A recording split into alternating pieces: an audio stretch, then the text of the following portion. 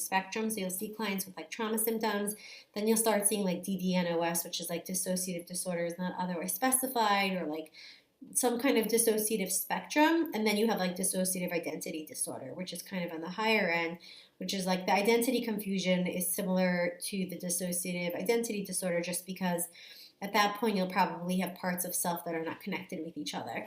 I want to just draw something for you.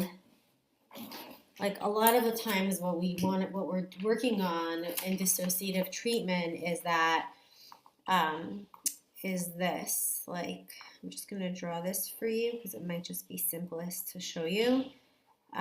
So basically what we want to work towards is,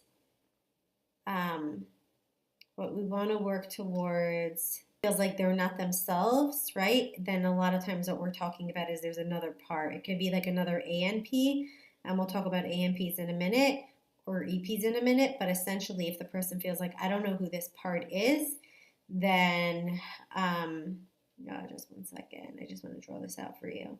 So like when there's like a disconnect, or who am I, or this is a different part, then a lot of times it could be like another ANP, or it could be an EP, and we'll talk about that in a minute, okay? So it's almost like split selves. So what I was going to show you was what happens with dissociation treatment. This was a mistake when I scribbled this, but like essentially what happens when there's amnesia is that there's separate parts. So this part could be like an ANP, and this could be another ANP. We'll talk about it. But essentially when somebody has dissociative identity disorder, they have very distinct parts, okay? So there's like one full part, and then here's another full part. What we sometimes want to work towards, and I made two other little people here with the dotted lines, is that we want to start helping the parts, right? So there's like one part here, and then there's another part here. So we almost want to start helping their, like, soften the dissociative amnesia, because here there's like major dissociative amnesia between one part and then another part, right? Like the lines, the fact that there are such severe lines is like they don't really know each other, right? Or they're not connected to each other.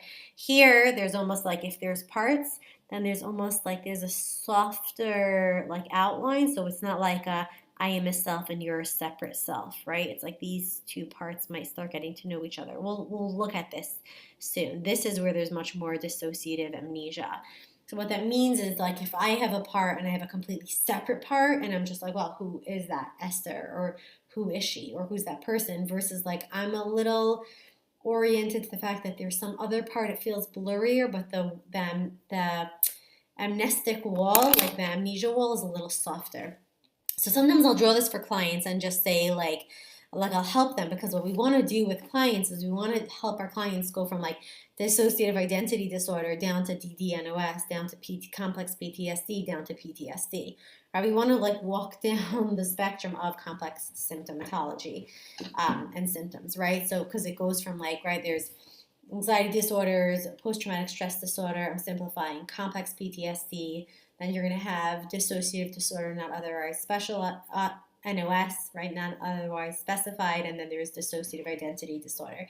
So I always tell clients, even if they are in the dissociative spectrum, and we don't always use the terminology, it's like there's a way to graduate the very complex diagnoses. We just have to work slowly. So we want to help like the parts get to know each other. And we'll talk about that in a minute, okay? So then the next level is not my perception.